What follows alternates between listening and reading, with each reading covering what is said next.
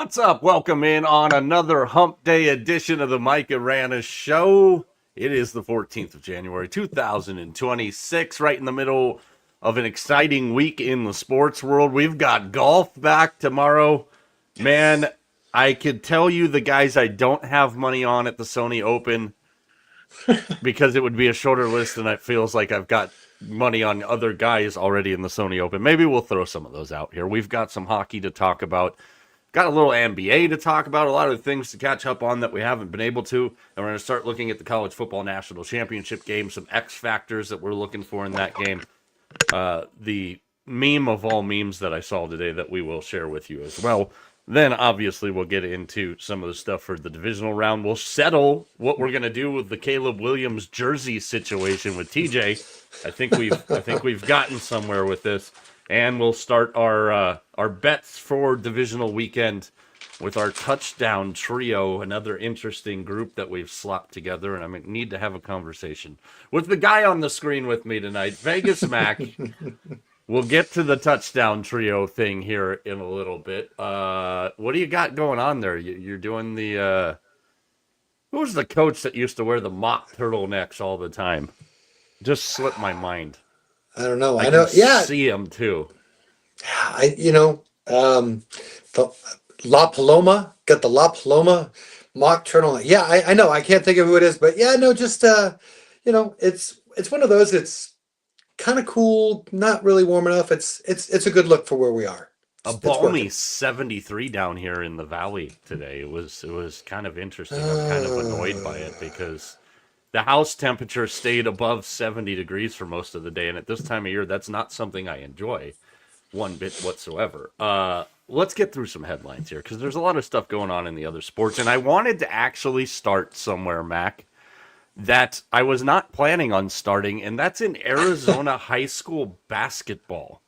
Oh. Phoenix Maryvale High School guard Adrian Stubbs had 70 points in the first half the other night. Feeling it, he kept firing shots in the third quarter and scored 30 more. In 3 quarters, his night was done, but history was made. The senior became the first Arizona high school player ever to score 100 points in a game in a 109-25 victory at Umacofa High School on January 13th. So this was last night.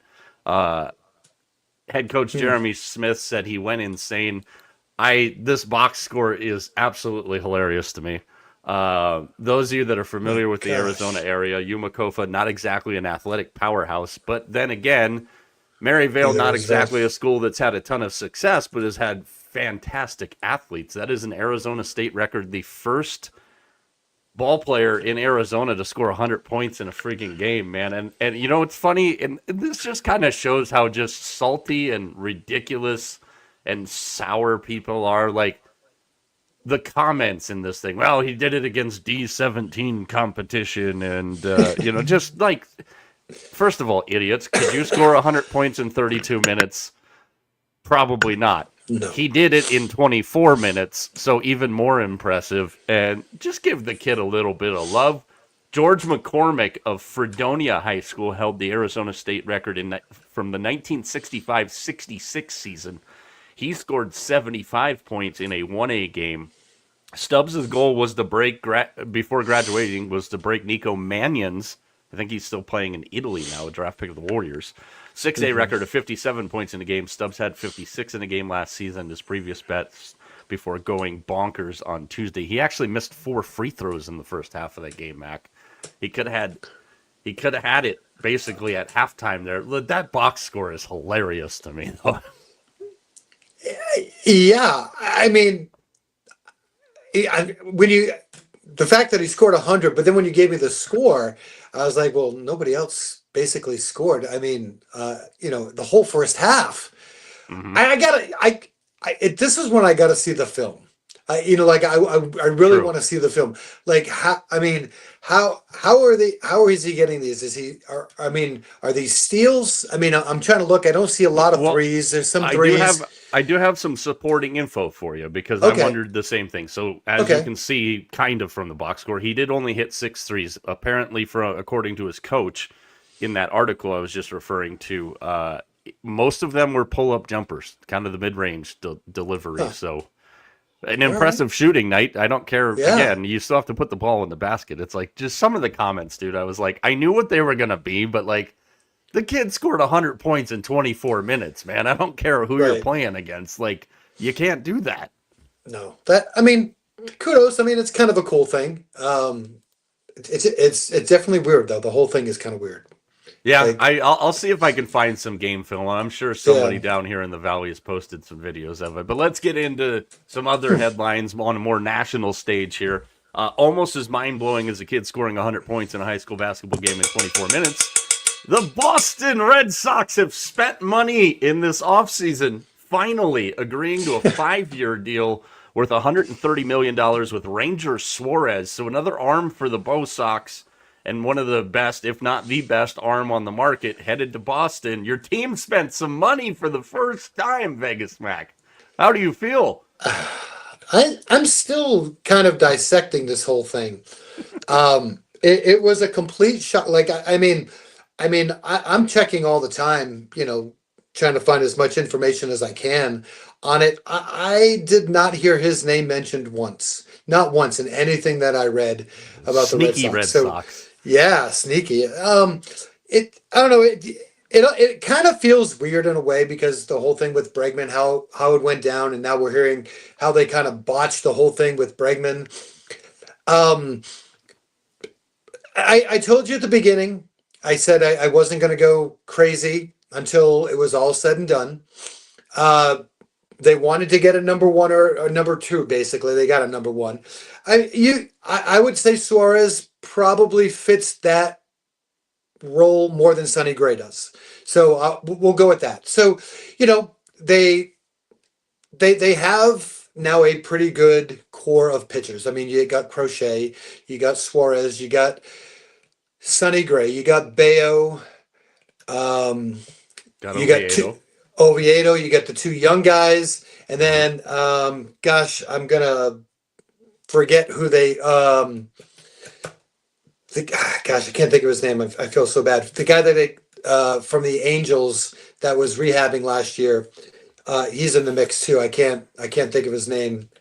It'll come to me later. But anyway, they have a little depth in there.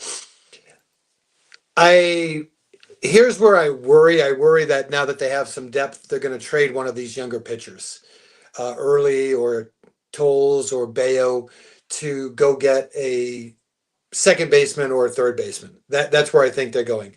I I know they said he's not going to be traded, but I would not. I would be shocked if they didn't give Arizona one more call and say, look, what would it take to get Marte? I mean, that's kind of where I think where they are at this point. I don't really like any of the third base. I don't like any of the infielders left in free agency. I'm not real big on Suarez. So I'm wondering if that's where they go. I don't really like Nico. I mean, I like Nico Horner. I don't like him on a year for 1 year. I mean, he's basically a rental unless they can do a deal with him to get him, under contract for a little bit You got Roz, got your longer. back right here. Oh, yeah, thanks, Rod. Yeah, Sandoval. He didn't pitch last year, so he's another one.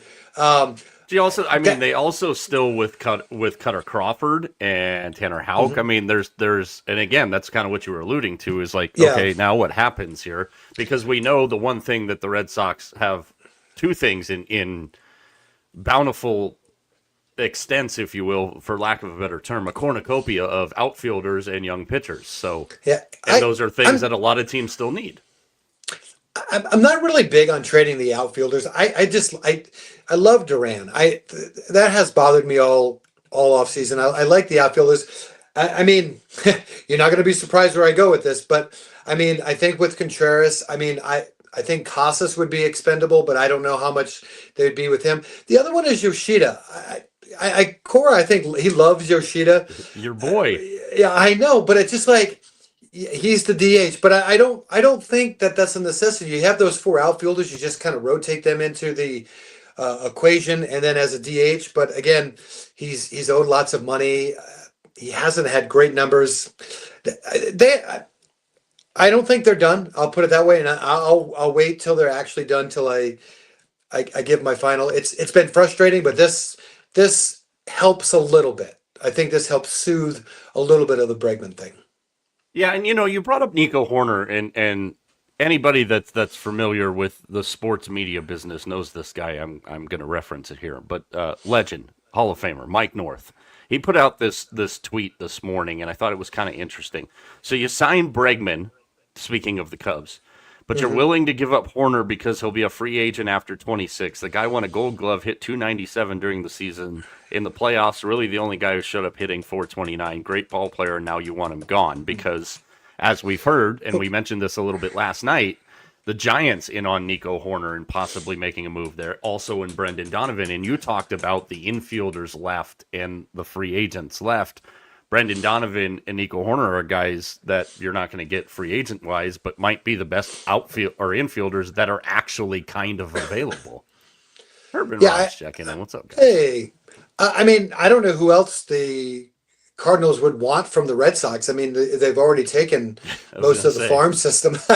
can I only make mean, so many deals with the same team. yeah, I mean, it would. I mean, it would be kind of funny. I mean, because they talked about, making another trade. And Heim, he knows that the Red Sox organization, is as good as anybody. So I mean, in a way, it makes sense. He knows those guys. So, but I mean, it's I'm all right with what they've done so far.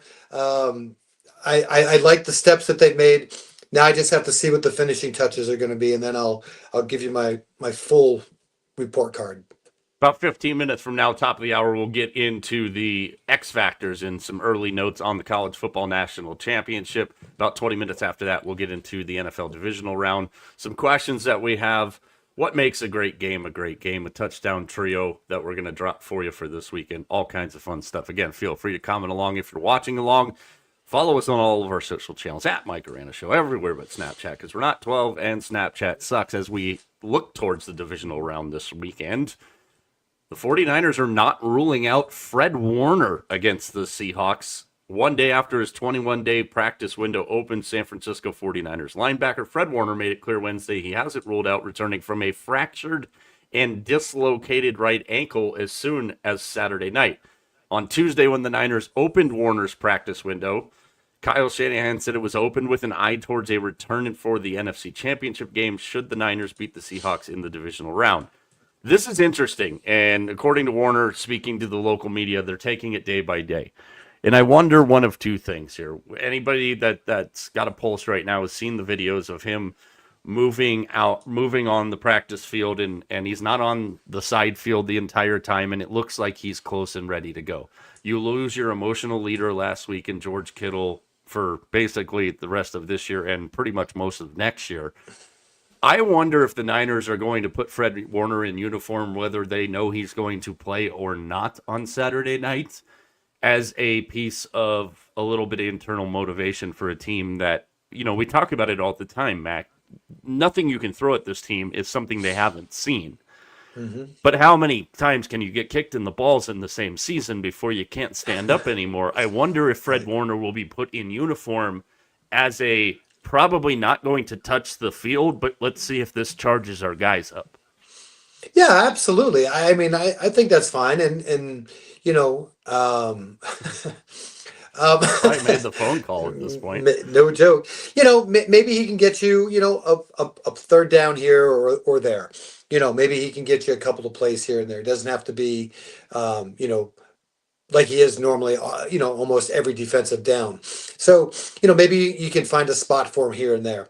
But yeah, I mean, any little advantage you can get, and just sometimes, being on the sideline. I mean, he's in the middle of everything, like you said. He's their best defender. Sometimes being on the sideline, being able to help see things that other players can't see, or just another set of coaches' eyes out there. I think be more in tune. I think that could help them. So, yeah, why not? Hey, what do you got to lose, right? Yeah, and Niners still 7.5 point dogs to the Seahawks in that one. We'll get It's into crazy. some more of those details as we move along for the rest of the week. Lunchtime live Thursday and Friday this week, as per usual here. But we'll go into some college football news. Speaking of players and quarterbacks and everything else here. Dante Moore announced today that he is returning to Oregon to play next season, which is interesting because, as we talked about last night, Nebraska transfer and former five-star recruit Dylan Raiola is now also in Oregon. It sounds like he's going to back him up, which makes a lot of sense for Dylan Raiola. It's the system. You get into the system. Dante Moore spent some time in the system before he got his time. Like, it's kind of the progression of how Oregon's handled the quarterback position. So just like that, from a quarterback perspective in the draft, we talked about this a lot as well. Fernando Mendoza is now clearly the number one, and very similar to last year's draft where Cam Ward was clearly the number one quarterback in that draft, and we weren't sure who number two is. You've got Ty Simpson, you've got Trinidad Chambliss. Maybe he doesn't get that waiver appeal approved, which it doesn't sound like he's going to. But then we're getting into North Dakota State, Cole Payton, Carson Beck, Penn State's Drew Aller coming off a significant injury, and Garrett Nussmeier. I think there are two things are happening here. Number one, I think for yeah, this is, I'm sure, part of it as well, guys. Like, without a doubt. Right. But two things here, and I wanted to get your take on this because I thought about this in the weird hours that my body sleeps and doesn't sleep this morning. I was thinking of you early in the morning, Vegas Mac. The age of quarterbacks is going up. And we talk about how much of a mess college football is and the transfer portal. And listen, I will say this. We've seen this floated out over the last couple days. A lot of people saying, hey, you got 5 years to play 5 years. No more red shirts, none of that bullshit.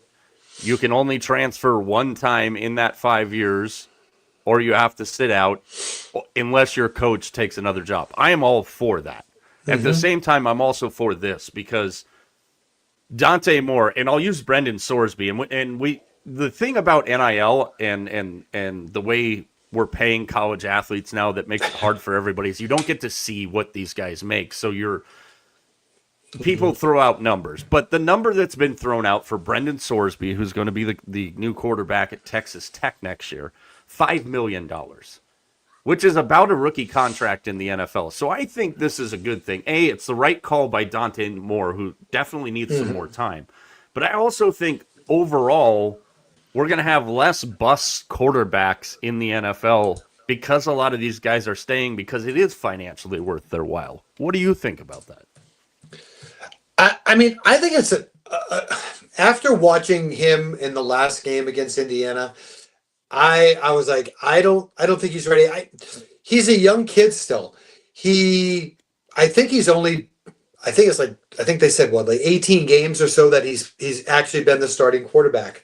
Yep. And I've kind of beat the drum on this a lot. I think these young quarterbacks come in, they're put in situations where it's not going to be successful. I mean, for Dante Moore to go, and this is no shade on the New York Jets. I'm just going to use them as the example, but it's any team in there that you put this quarterback out there. We even saw with like Peyton Manning his first year. I mean, he absolutely we weren't sure if Peyton Manning was going to survive the first year. There's no development. It's really, really hard, and I think sometimes some of these quarterbacks almost go backwards because of that. So I think this is great for him. Yeah, I get it. He's not ready. He's absolutely not ready for the NFL. And to go back and if I guess if there's one really good thing that comes out of the NIL thing, I mean, I think there's a lot, but really I think it's some of these guys staying back, a second or third year. They're getting paid, they're getting the money. I even think like a Carson Beck. I mean, I think his stock is probably a little bit higher now for him coming back in the run that he's been on than it was probably last year. So I think there's some good things for that. And like you said, I tip the cap to Dante Moore. I think he's making the right decision. I don't think he's ready to go into the NFL and be the punching bag for the Jets or whoever else it would be. I saw a tweet today, and it was, I can't remember the show or the movie it's from, but it was Dante Moore or the whoever the GM now is of the Jets walking up to Dante Moore in 2027 when they have the first pick yet again and goes, see now, MFer? Like, and you can see that totally happening. I've talked about this, and we'll get more into this obviously when we get closer to the draft. We're not going to sit here for 3 months and break down the NFL draft. We'll keep No. you apprised at what you need to know. But one of the things that I can't wait to see is which one of these quarterbacks Mel Kiper like gets on his pulpit for this year and ruins all the draft coverage because we know he doesn't have a Sanders this year. I think Trinidad Chambliss is interesting, but I really hope Trinidad Chambliss is a guy that goes somewhere where he's got a good veteran quarterback like in front of him. And granted, that's hard, right now because most of the teams that we're still talking about in the postseason have significantly good backups because that's been such a big deal in the NFL. I would say the only team in the postseason right now, off the top of my head, without diving into it, that I don't know how much I trust the backup quarterback would be the Seahawks with Jalen Milroe because he really hasn't played barely at all this year, only in special circumstances. But I think all in all, it's going to end up being a good thing. I also want to, and we had a couple comments in there. There's another good one. You got Guys trying to be nice. I know. This is a good one too. Like in the the way the contracts have changed, and another like again, these guys can make a shit ton of money and avoid the Jets.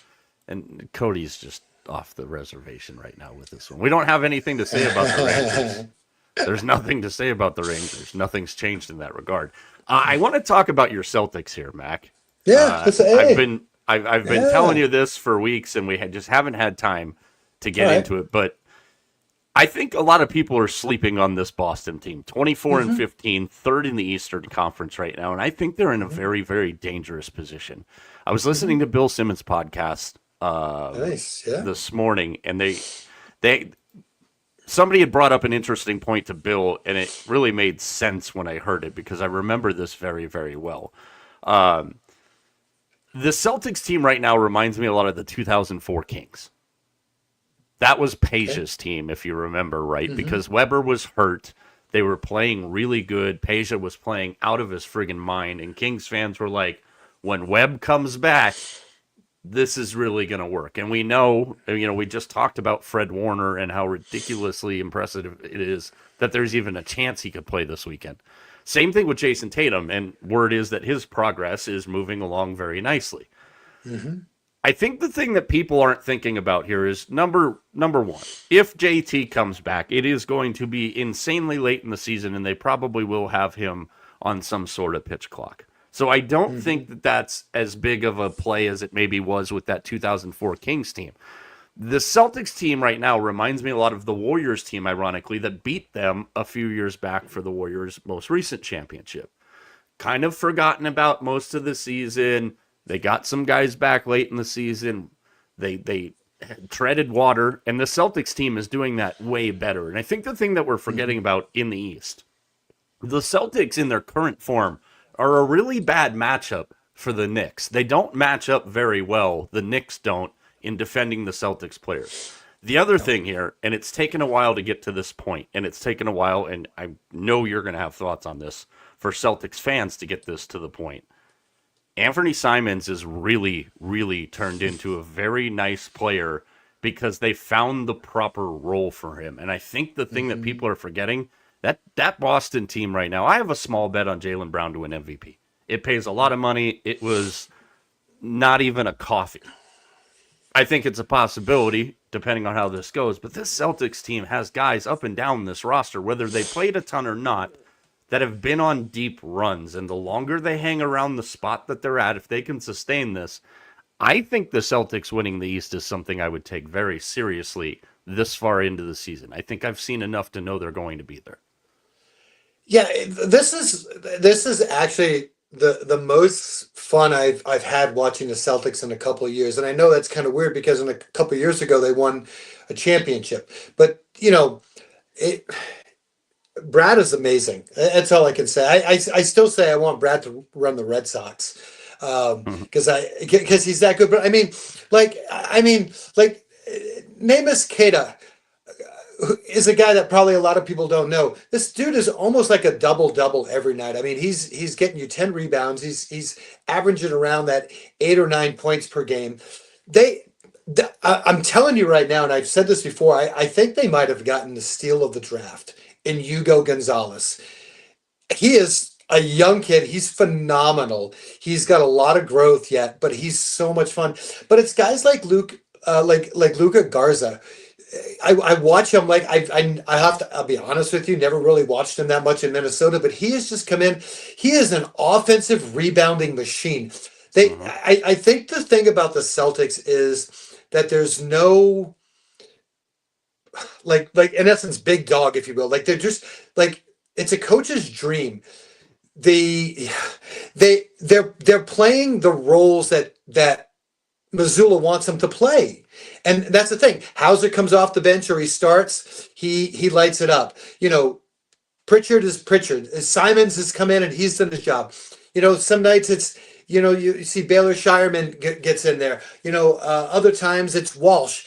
I mean, it's no big egos on this team. It's just a bunch Mhm. of guys that are working really, really hard. Yeah, I mean, listen, you still got Derek White. You still got Jalen Brown. I mean, so it's not like the cupboard is bare. But again, I think even like a Derek White is an underrated NBA player. I mean, what he does, especially on the defensive end, is incredible. But this is just a team that is really, really fun to watch.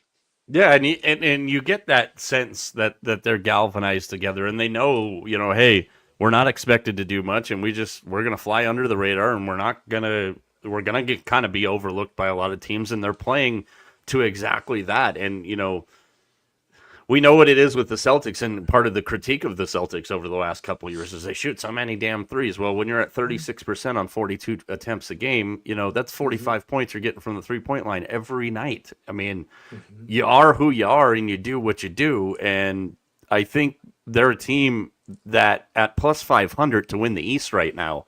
I literally just looked this up. They're third, obviously, behind the Knicks and the Pistons, but at plus 500 to win the East, I think they're an incredible value to get at about the halfway point here. There's a lot of ball left to be played, but I Mm-hmm. think we're kind of sleeping on the Celtics as a general group of people as a whole here.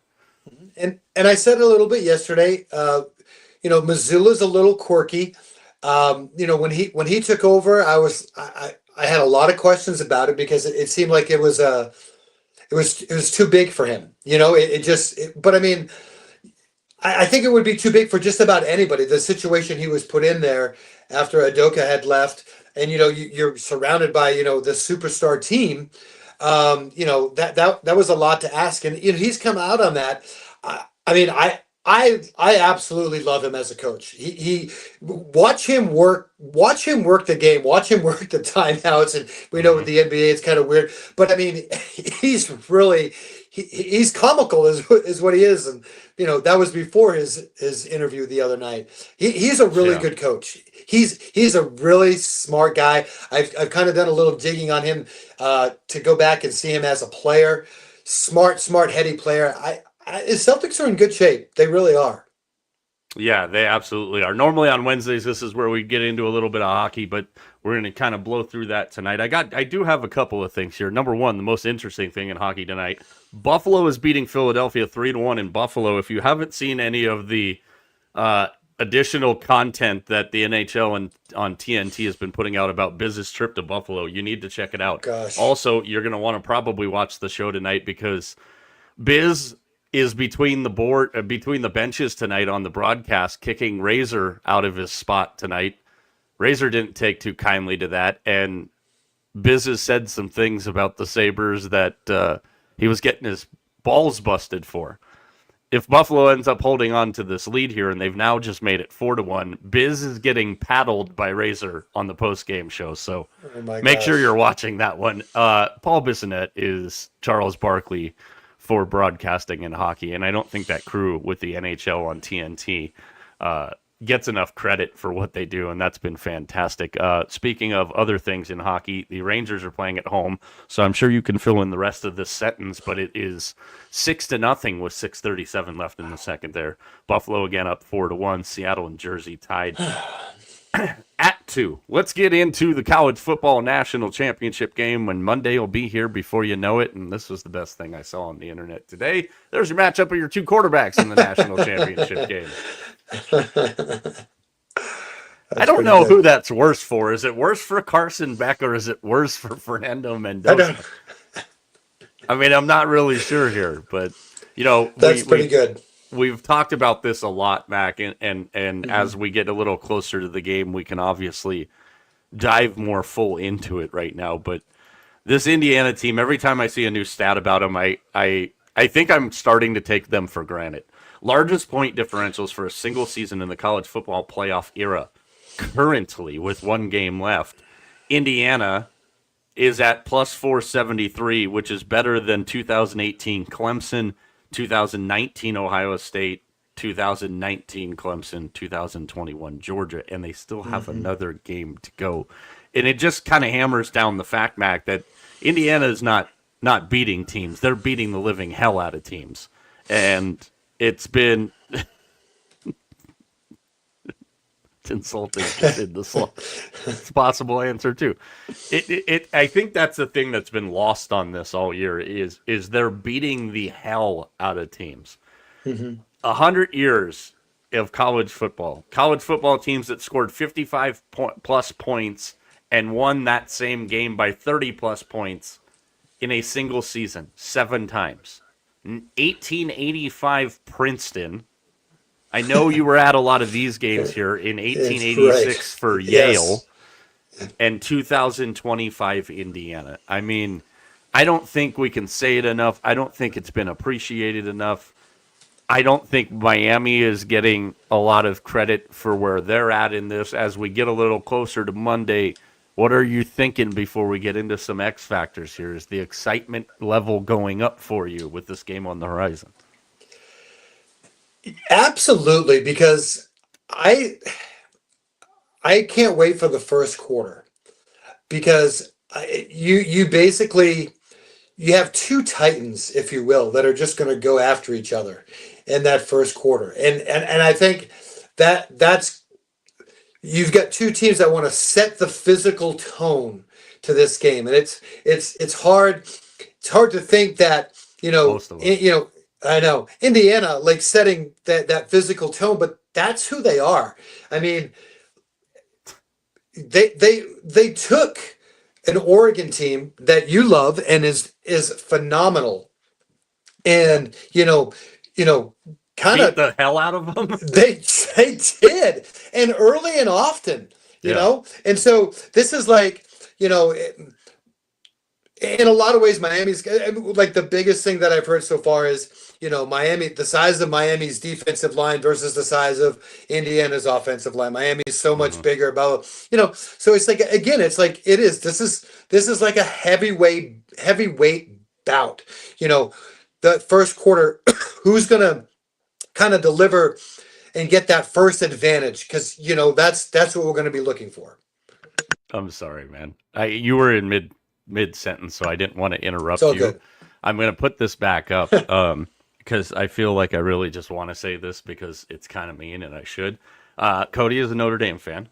So Cody, you can just do what Notre Dame did and opt out and not participate in watching the game. I mean, it's that simple. But in all seriousness here, I am fascinated by this matchup because, and Hmm. we've seen it. You got Roz said it. Cody's thoughts, whether he's jaded as a Notre Dame fan or Hmm. not. Um, I don't fight anymore. I'm way past my fighting stage, and I don't fight leprechauns because there's probably some bad juju involved in that.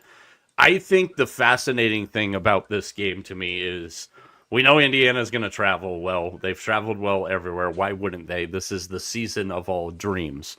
Hmm. Miami has never really had a huge home field advantage playing at Hard Rock Stadium. Obviously, it's a Monday night. It's the only game in town. It's going to be a party atmosphere. I'm interested, like you had mentioned, I'm interested to see the first quarter and how this game starts, and if Miami can jump a Mendoza route early. And that's the one thing that we've talked about, and I still haven't seen it yet in this postseason, Mac, is how does Indiana respond if they get punched in the mouth? Well, nobody's been able to do that yet. So on the biggest stage, and somewhere that Fernando Mendoza, and you all know the stories about his dad and Cristobal playing together at Miami and all that stuff. He's going to be very comfortable in that environment. He's going to have a lot of friends and family there.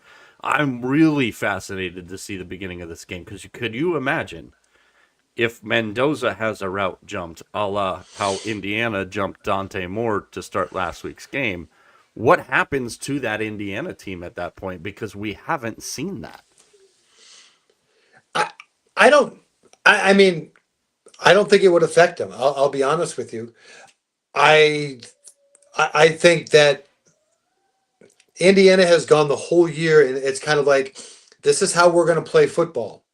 And they've been in a couple of close games, and they've handled themselves very well in those close games. I don't think it'll affect them all that much. This is even though they've not been to a championship game, it's kind of like a veteran team. That's kind of how they build. I think Indiana knows that if they play their game, and even if there's a misstep here or there, if they play their game, they're going to win.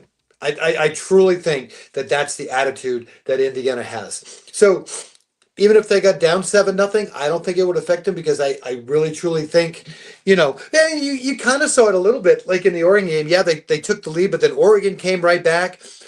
They were not phased. They're like, okay, you scored. Watch us. We're gonna go down and we're gonna score. They're that team. Like I said, I would say like they have no pulse because they don't have those highs and lows. They're just even keel. This is how we're going to play the game, and we're just going to get it done because that's what we do. Yeah, and that's exactly it, and that's why and we're going to talk about what constitutes a good game because obviously you and I have had a couple of interesting and colorful disagreements on what makes a good game in this current postseason. I really want to see. I think to feel whole, if you will, for college football and this college football season, based on what I think is going to happen in the national title game, to feel whole, I want to see what happens if I want Indiana to get staggered in this game. Because the only thing they really haven't done, and I know they had the crazy comeback against Penn State, but in a big game against a big time team, which Penn State was not. That's about the only thing I haven't seen happen to this Indiana team. And I kind of want to see it. I mean, not a lot of people are going to be able to get in and see it because as a Ticket Tuesday bonus here, lowest price ticket right now, $2,803 to get into that game on Monday night. I want to see that. A little more than our $5. Yeah, that definitely violates all of the Ticket Tuesday rules. Yeah. It's interesting, and I want to see that. Let's get into some X factors. Let's start with your X factor for Miami, and then I'll counter with mine from Indiana. I was on him last week, Keontae Scott, and I'm on him again this week, and again because I think he plays such an important role from his position, the amount of times that they blitz him. So I think that's going to be important. And then the other thing that's very important with Keontae Scott is how well he can help control the running game. If we know Indiana's going to want to run, we know Miami has the big defensive line, but Indiana's also really good at getting to that second level. That's where they are. So if they can get to that second level, Keontae Scott is a key factor in keeping those runs to a minimum. So I was on him last week. As I'm going through, I kind of feel he's again. You know what you're going to get with the defensive line. It's going to be that second and third level that's going to make the difference for Miami. Yeah, I absolutely agree with you there. For me, it's kind of funny because you went back to a guy you were on last week. I'm going to do the same thing, and it's Charlie Becker for the Hoosiers. And just like I was talking about last week, all the attention that gets paid to Surratt and to Cooper, and for good reason. Charlie Becker is not only is he a big target wide receiver, he's a big play, big speed wide receiver too, and I think that's kind of underrated about him. And we know the strength of this Miami team is, that their defense is their calling card, and I think when you've got the situation like Indiana does with Kalen Black and Surratt and Cooper, like I mentioned, and the decision making from Fernando Mendoza and obviously Roman Hemby. Why his name was slipping my mind there. I think Charlie Becker is again a guy who's going to put a lot of pressure on that Miami defense, and Corey Heatherman's done a great job with them. But this Indiana team is a whole different ball of wax here, if you will, for lack of a better term. Give me your X factor for Indiana. This has been a lot of fun to really kind of dig into this game and kind of look at the different aspects of it, the run, the pass, and whatnot. For Indiana to be successful, they need to be able to run the ball. They need to be able to make sure that Mendoza has time to throw the ball. And where does that go to? We don't talk about them all the time, but they're important. But I'm going to go with Carter Smith on the line for Indiana. Listen, if Indiana is going to control this game, they're going to have to control the great Miami front. That's all there is to it. And he is the key cog. He's the one that gets everything going, a lot of those doubles and stuff like that. He is going to be, I think, very important to helping control and to protect Mendoza as well. Because I think that's the key thing here. Miami defensively, we know, lead the country in sacks, lead the country in pressures. So that's the number one thing you have to start. It goes squarely on Carter Smith. How about that? We're talking linemen here. Well, with Indiana, I think you just violated the rule. I think we're only allowed to talk about the entire offensive line as a whole for Indiana, like they were trying to get the MVP. Right. What was that, the Rose Bowl or whatever? Rose Bowl, yeah.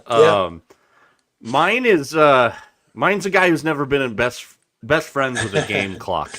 Mario the Clock Cristobal is my X factor for Miami, because I will tell you this. And I was I almost said proud of him, like proud papa, like he gives a shit, like Mario Cristobal gives a shit what I think.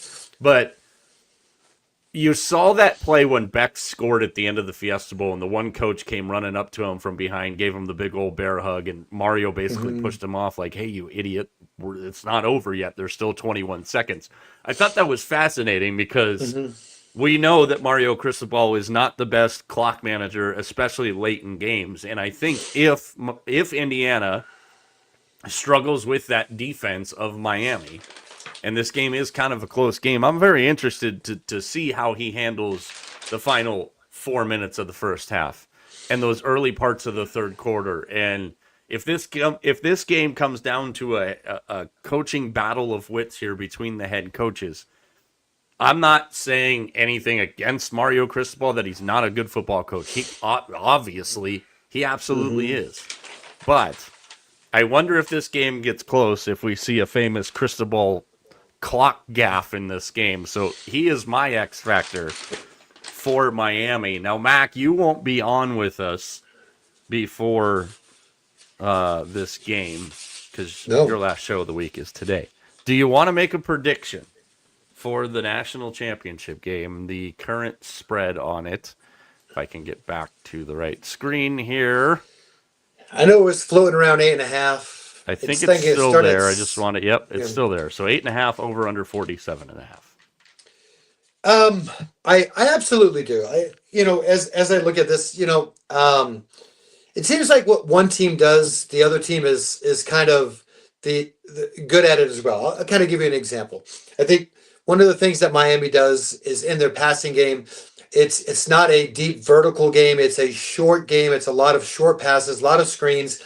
They're really, really a lot of yards after the catch. That's what they do, the old yak, right? That's where Miami kind of gets their bros. Yep. That's where they get it. But what is Indiana the best at? They're the best tackling team, in the country. And so you just kind of go like back and forth on this. Home field advantage is Miami playing in Miami a little bit. It's, give it a half a point maybe, right? Just the comfort of being there. Then you look at the line of scrimmage, like who's better? I mean, you could kind of say Miami, maybe a better offensive line, maybe a better defensive line. So, you start to look at this and go, Miami feels like there's this team of like a destiny. It's like one of those things that it's just going to happen for them. But then you peel the onion back just a little bit more, Mike, and it's like, damn it, Indiana's good.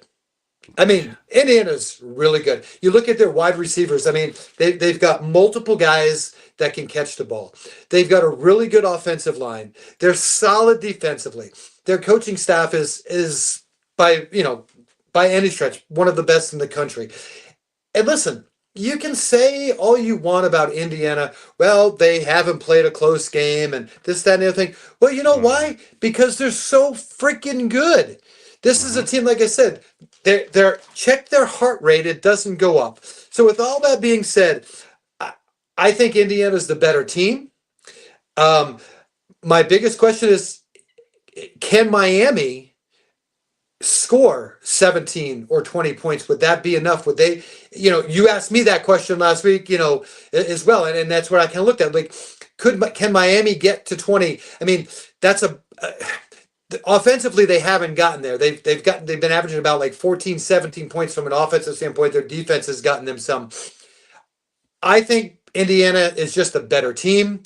I like Indiana in this game. I'll even take the 8.5 because I just think they've dominated enough this what they did against Oregon, and I thought Oregon was as good a team out there. What they did against Oregon, um, I just think they're Miami's had a great run. Let put it there, but I don't think they're the team that Indiana is. I like Indiana. I'll give the 8.5. Yeah, and for the people that are still doubting Indiana's staying power in this, I want to remind you that next year their quarterback is 9,000 yards, 71 touchdown transfer Josh Hoover, who's transferring in from TCU. And, you mentioned we know what they bring to the table in the receivers. They've also got Nick Marsh transferring in from Michigan State, who basically the scouting report, the first word on the sentence on the scouting report on Nick Marsh is he's a carbon copy of outgoing Elijah Surratt, who has 12 receiving touchdowns entering the national championship, and he arrives at the perfect time. So not only is Indiana damn good this year, but they've also got, and this run is obviously helping a lot of that. They've got the resources in place to be good for a long damn time. So that's that. Let's move into the NFL as we get to divisional weekend, and we've got our 4 games, we've got our game times. Most of the numbers have stayed relatively the same up there, but that's where we'll get going on Saturday. 1:30 on the West Coast, 4:30 on the East Coast for Buffalo at Denver. Tickets not very cheap for that one either. Interested to see how that one plays itself out. And then San Francisco and Seattle, that number is in a lot of places down to 7. You can still get it at 7.5, but most of the majors have it down to 7. On Sunday, Texans, Patriots, Rams, and Bears. Mac, before we get into some of our specific questions for the next round here, our friends at CBS Sports did this graphic, and I took it from them so we could use it here. So thank you, CBS Sports graphic team. These are the remaining quarterbacks left in the postseason. What stands out on that list to you? Obviously, Stafford and Josh Allen get all the buzz here, but out of the non-top 2, what guy on that list do you have the most faith in going into this weekend? Just this weekend. I think it's honestly I think it's Mr. Maine. I really do. I really like him. You are on that Patriots I am. sausage gobble more than anybody I know right now. I really, and I'll tell you, it's what does it for me. I'll be honest with you. It's Mike Vrabel. I am a huge Mike Vrabel fan. I really like him. I talk about kind of like that composure, and like even when he was in Tennessee, like he just always seems composed. I loved it when he was with the Steelers as a player. I just think. I think he's a really good coach. I really do. And what he's done with that Patriots team from from where they were last year to this year, night and day. Doesn't trust C.J. Stroud. Doesn't I trust don't. Brock Purdy. I Doesn't trust Caleb Williams. Doesn't trust Sam Darnold. Doesn't trust Bo Nix. Now he's going to be a Patriot fan for the rest of the postseason because he has to, so he doesn't have to sleep on the couch. Don't have to, but yeah.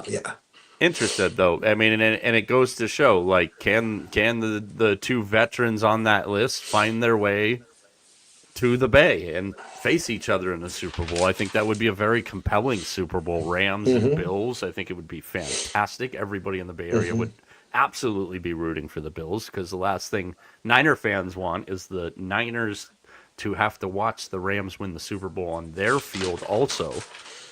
They could pay him back the next season because it is in Los Angeles the next season. You know, when I look at these games and the layout of these games, and this is something that's been talked about, but I wanted to give us a chance to talk about it too. Makes no damn sense to me that the two teams that were off last week are hosting teams on short weeks. That makes zero friggin' sense whatsoever. Especially when you could have flipped it and made it make the most sense for everybody by literally putting the Niners, Seahawks, and Bills Broncos on Sunday and putting the rest of it on Saturday would have made perfect damn sense. What do you think of that? Do you think it plays a factor in here? Um, I don't think it. There you go. I don't really think so. I mean, they're used to the Monday turnaround. I don't think it's that big of a deal, especially at this time of the year. I don't I don't think, as long as you're not playing on Thursday night, I'm happy. Yeah, we're done with Thursdays. Our only Monday night game left is a college football national championship. So we are there. All right. Let's get into the latest on the coaching carousel. Nothing new today. Some general news and notes. The Jaguars are still planning on playing Travis Hunter both ways in 2026 when he comes back off of injury. The Broncos getting Dre Greenlaw back for this game against the Bills. Big news for them. Adam Thielen retiring, so he's the first one off of this year's Steelers team to say sayonara. I don't think any of us are surprised by that.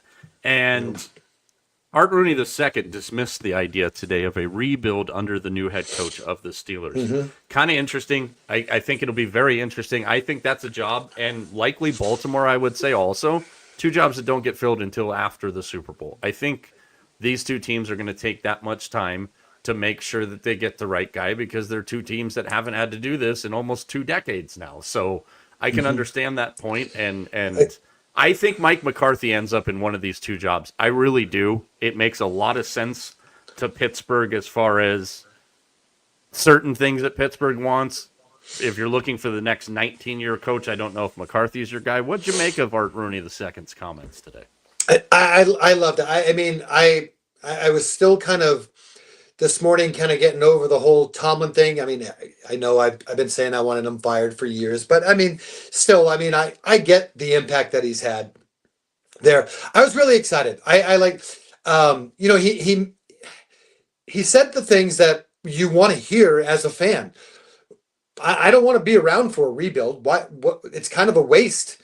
Like we should every year be trying to win a championship, and you know, he kind of said in there that he kind of looked back a little bit and doesn't know that they have made the progression in the last couple of years that he thought that they should have. I think he recognizes, hey, I think we screwed up, you know, a little bit. I think they really did. I think they were just treading water. The other thing that I really liked is he said, we're going to allow the coach to pick his staff. We're not going to meddle with that. To me, that's genius idea, right? Right? Let the football people do the football things. You're going to bring in whoever it is. I honestly think they're going to go with a younger coordinator. I think that's where they're going to go and let him kind of build this up and kind of do this thing. I'll be honest with you. I was jazzed after I heard some of his comments. I think the Steelers are going to be back in the right spot. I think they may take a step back from a win standpoint over the next year because I think it's going to take a while, but you know, it's going to be interesting to see. I mean, there's still one quarterback that we haven't seen, and he didn't play all year. And there's a lot of people really, really high on that third quarterback that the Steelers had, and he hasn't played. So we'll see. We'll see what happens. My guy, Big Willie Howard. Will. And I was also going to say I'm excited because I've never seen the Pittsburgh Steelers play in Pittsburgh. I've seen them play in New England. I've seen him play in Arizona. Next year, I've got the commitment from the wife, which is what I needed. We are going to Pittsburgh to watch a game in Pittsburgh. So I'm very excited. I don't know who yet, but I'm already kind of excited for the football season. I know it hasn't ended for some. It has for me, but kind of already excited for next year. This whole firing and now looking for a new coach, it's kind of jazzed. Yeah, When's the draft? When's the draft? in Pittsburgh too, ironically. Right, exactly. You mentioned something that I think is a key point here for people to remember in the Steelers search here. The new young coordinator. And the reason that they think they need to go that route regardless is, let's be honest about the quarterback position. Aaron Rodgers has made it he shied away in no way, shape, or form that the reason he was playing for the Steelers was because of Mike T.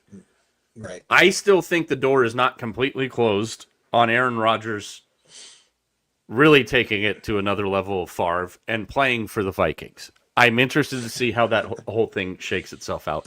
But with 9 openings now, Mac, and Dan Graziano put out a good article on ESPN where he's matching his predictions. What, dude, it's like freaking radioactive yellow. I know. I made a list. This is the. You made a list everybody else can look up on the damn internet on your Post-it note that was radioactively yellow. Yeah, I made a list of the order of teams that I think are, where I would go.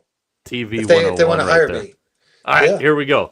So I'm going to go off of Graziano's list, and he made predictions for the 9 open jobs here. So his prediction to be and this is, I'm assuming in alphabetical order. Arizona Cardinals, prediction for the next Cardinals coach, Clint Kubiak, Seahawks offensive coordinator. I would tell you this 1,000%, Clint. Don't do it. I know there's only 32 of them. This is not the one you want. What do you think about the Cardinals and Clint Kubiak? Do you feel like it's a good match? I'll say what I just said, and please, Clint, for your better judgment, just don't do it. And if you don't agree with his match, give me what you think they need. That'll give you an out. Since I know you like to be a fence rider on the show. Yeah, I know. I don't know what they need. I don't know about the Arizona Cardinals. I don't know what direction they're going to go. I'm going to say, I would say that would be a good hire for him because I think they're stronger right now offensively than they are defensively. I think there's more pieces with McBride, with Michael Jr. Wilson was fantastic this year. Yeah, I mean, I just think they have more pieces on offense, so I think that would be a good way for them to go. Other known candidates for the Cardinals, and this is per Graziano's article: Vance Joseph, Robert Saleh, Matt Nagy, Thomas Brown, and Jeff Hafley. All right, for the Atlanta Falcons, he actually has his prediction for the Falcons to be John Harbaugh, the former Ravens head coach. What do you think about that? Yeah, that's making a lot of sense to me. I think it's between them and the Giants. One of the things I liked, if you remember in the preseason, I liked Atlanta. I had Atlanta as a playoff team. Yeah, I really thought that. Yeah, I really like what Atlanta has. I think they could use that veteran presence of Harbaugh. I think that would be a good. You have an owner who's not afraid to spend money, get things done. I like that move. I think that's a good fit. I thought Harbaugh to the Giants, but I'm not so sure anymore. I think the Falcons. I think that's a good spot for him. I actually made a bet on who I think the next Giants coach is going to be. I'll get to that one here in a second. Okay. Other candidates known as far as this article's timing to Graziano for the Falcons: Kevin Stefanski, Anthony Weaver, Clint Kubiak, Mike McDaniel, Aiden Dirty, Ejiro Evero, and Jeff Hafley. For the Ravens, he picks Kevin Stefanski, the former Browns coach. Stefanski making his second run on the AFC North tour. What do you think of that match in Baltimore? That's I like him, because so be careful here. I know. I was going to say, as a Steelers fan, I kind of like that. I know he didn't have a whole lot of success where he was. I don't know if that was him or if that was a situation. Wait a minute. I caught what you just did there. You said, as a Steeler fan, I kind of like this. So that's You're right. You don't like the match. I want people to understand where that's coming from. Right. You're afraid of Stefanski. A little bit. Yes. A little bit. Okay. Yeah. Okay. I think that's fair. I think he's a good football coach. I'm do excited too. to see him outside of Cleveland to see if I'm right. Mm-hmm. All right, let's go to the other known candidates there. Brian Flores, Mike McDaniel, Robert Saleh, Clint Kubiak, Anthony Weaver, Matt Nagy, Vance Joseph, Davis Webb, and Joe Brady, which I think Joe Brady to Baltimore is very interesting to me, the Buffalo offensive coordinator. We'll get to that later. Um, I was gonna say Cleveland. a lot of people have Baltimore as like the best place to go just because of Jackson Lamar. I mean, you've got an MVP quarterback. Yeah, and I think that's and the framework is there to Hmm. get back very quickly to what's expected. There's still a ton of talented players there. I'm interested to see that one. For the next Browns coach, he predicts Mike McDaniel, the former Dolphins head coach, which I think is intriguing in Cleveland because of the. I mean, we saw every best player outside of Myles Garrett for the Browns this year was a rookie. They were led by in tackles, in passing yards, in rushing yards, and in receiving yards by rookies this year. I think Mike McDaniel is intriguing in Cleveland. I mean, If Jim Schwartz is still the defensive coordinator. right. I mean, what he can do with five quarterbacks, I mean, that's going to be absolutely amazing. Wise ass. I think Jim Schwartz staying there is a big deal because I do think Yeah. the one thing that McDaniel never had a chance with in Miami, even though they did have some players, but just the whole thing of who the DCs were and the personnel on the defensive Hmm. side, like I think Mike McDaniel with a strong defensive coordinator and a strong defensive group of playmakers, which Cleveland definitely does have, that is intriguing to me. Hmm. It But is. you just want to make fun of him. So other candidates known: John Harbaugh, Todd Monk, and Jim Schwartz. Tommy Reese. Those are both of their coordinators as of right now, Schwartz and Reese. Dan Pitcher, Nate Scheelhaus, who's a name we've started to hear a lot of. If you didn't see the piece on ESPN, he is one of the guys that draws up the game plans for Sean McVay and Right. works hand in hand with Sean McVay. I think we retweeted it on our X page. Fantastic watch in about 5 minutes of what McVay demands out of his assistants and why McVay could end up losing 2 or 3 guys this year. We'll get to one of those here in a second. Other known candidates for the Browns, as I said, Grant Udinsky was the other one after Nate Scheelhaus. The Raiders. His prediction for the next Raiders coach, Robert Saleh, the former Jets head coach and current Niners defensive coordinator, who was very high on their list last year as well with the Raiders. Cody thinks I And just said something gross. We haven't even gotten to my prediction for the next Raiders or the next Giants coach yet. What do you think of Robert Saleh with the Raiders? I hope to hell that doesn't happen, but what do you think? I think T made a good point. That the Raiders need to get back to being the Raiders.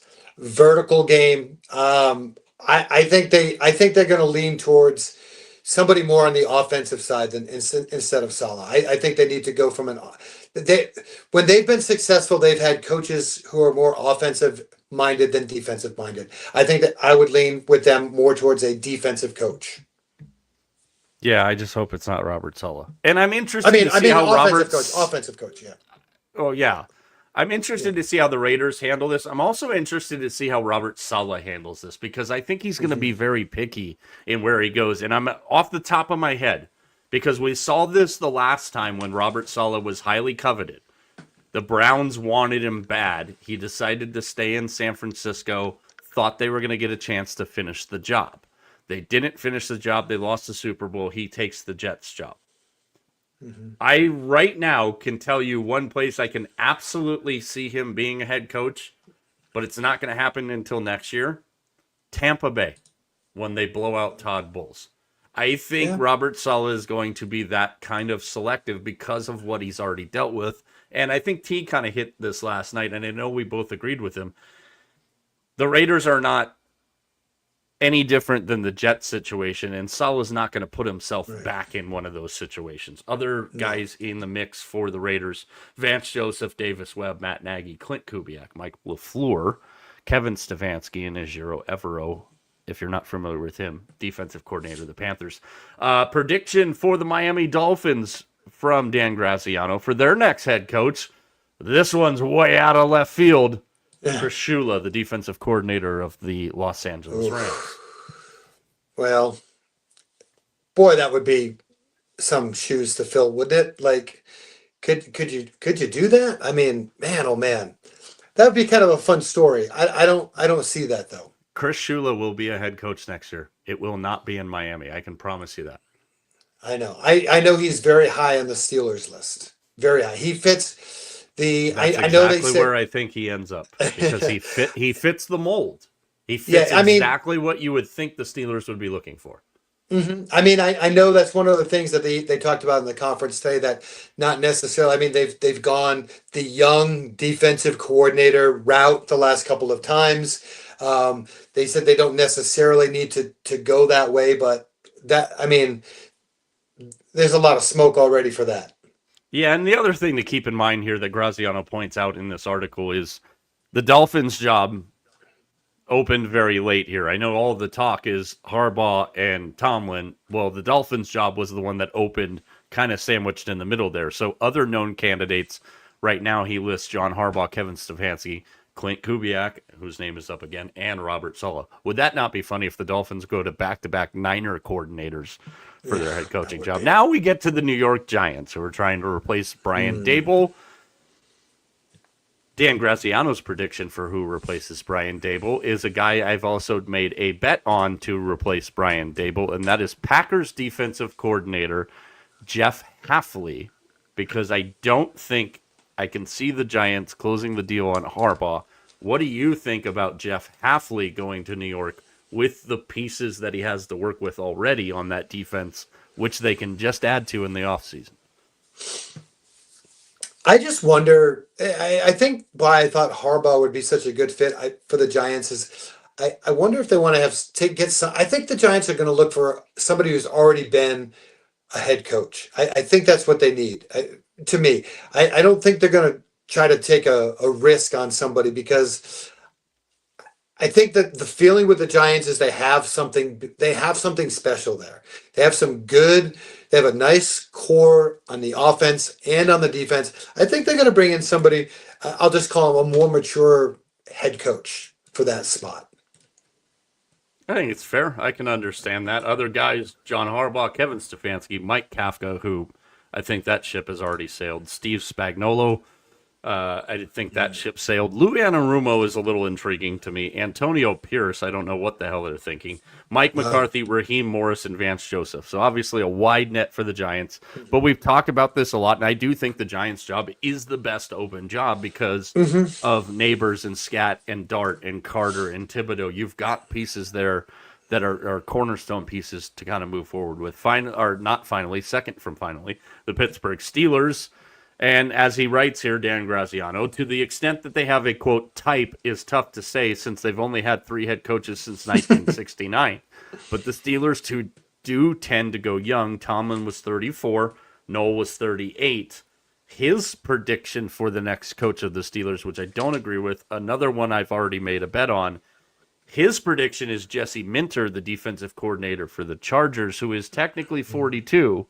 So maybe that's a little older than what the Steelers like. What do you think about Jesse Minter to Pittsburgh? Yeah, I've heard that as well, quite a bit. Again, it's kind of filling where the Steelers are. I don't know. I just don't think that's gonna happen. I think if they go defensive coordinator, I mean, I think Shula would be their first pick. Shula is the guy I've actually bet on for that position. I think another interesting one there, and I tried to send Clint Kubiak the best message possible because I don't need Clint Kubiak off the Seahawks to get out of my hair and stop being a pain in the ass. I need Mike McDonald not on the Seahawks. We'll get to that in a second here. Davis Webb is another name I've heard come up here. He's the Broncos quarterback coach that's getting a lot of love. Chris Shula, obviously, who turns 40 in February. I think Clint Kubiak could be a really interesting hire from Pittsburgh, and it doesn't really fit Pittsburgh because he's an offensive guy, but he fits Pittsburgh because of the mold of a young guy, and I think if they're smart enough in Pittsburgh, they go, hey, we've got a young Will Howard, maybe he can be developed. We could also look to next year's draft if we know we're going to suck next year, which Pittsburgh's going to do everything not to. I think Clint Kubiak could be a really good fit in Pittsburgh, and if I'm Clint Kubiak, knowing every one of these teams would hire me, I would be very selective, kind of like what we think Robert Saleh is going to be. What do you think of Clint Kubiak as a Steelers head coach. Against the norm, but Against the norm, but I mean, I think that's one of the things that they said that they may not necessarily be going in the same direction. And as we all know, I think the bigger issue this year with the Steelers was their offense, and it's been that way the last couple of years. Their Steelers are known for their defense. They're not. They haven't been for the longest time known for their offense. So maybe that's the change that they really do need. They need to get a little more offensive minded um, head coach in there. I would be all right with that. I would not be disappointed with that hire. I think it definitely comes from either Minter or Shula. But I think if I'm Clint Kubiak and the Steelers are interested, I think that's an interesting fit there. Finally, the Titans, his prediction, Grazianos, to replace Brian Callahan as offensive coordinator of the Chiefs, Matt Nagy, who we know did not have a great run with the Bears. Other known candidates for this job, Stefanski, McDaniel, Morris, Raheem Morris, Cliff Kingsbury, Vance Joseph, Lou Anarumo, Steve Spagnuolo, Jason Garrett, Robert Sala, Mike McCarthy, Chris Shula, Jeff Hafley. Clearly, the Titans have no effing idea what the hell they're doing, but they have Cam Ward. Mm-hmm. What do you think the Titans do? Do you like maybe a Matt Nagy fit for the Titans? Is this a place where we see a coach who wasn't a great coach the first time maybe be a better head coach the second time?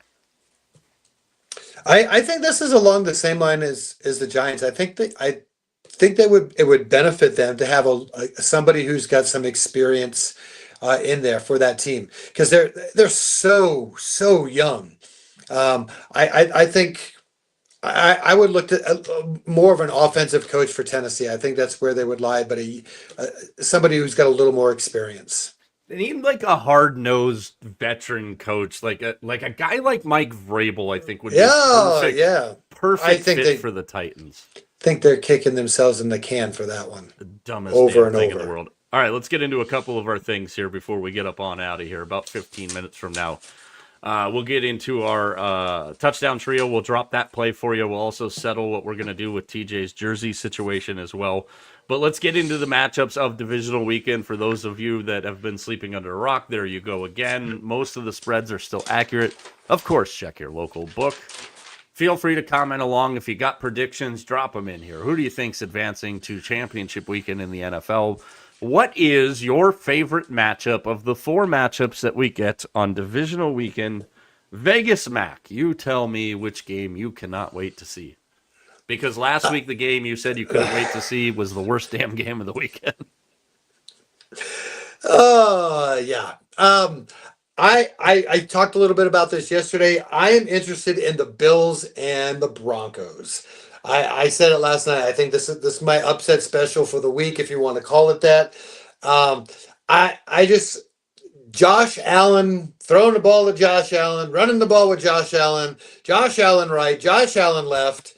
Can the Denver defense figure him out? Um, can the Denver offense score enough points, or will just Josh Allen outscore everything in Denver? To me, that's an intriguing matchup to see what's going to happen. How does Denver handle being back in the playoffs?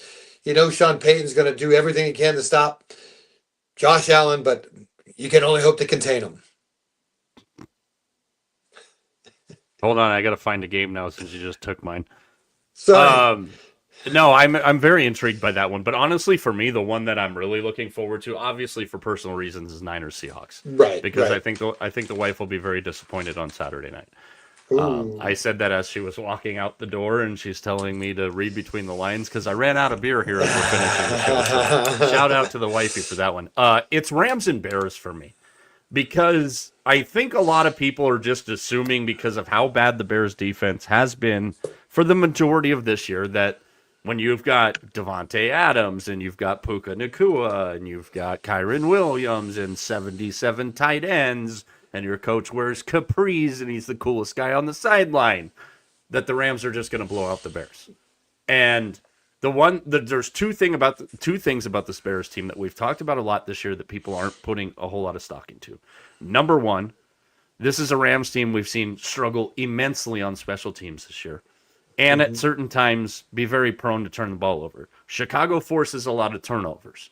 They can't stop you from putting up 1,000,000 yards on them, but they can turn you over. The other thing is how good Caleb Williams is at the end of the game. I am hoping, with this being the last game of the weekend, and I think this is why it excites me this much, that we get a situation, and based on like what we were talking about last night and went out on our social channels this morning, the fourth quarters.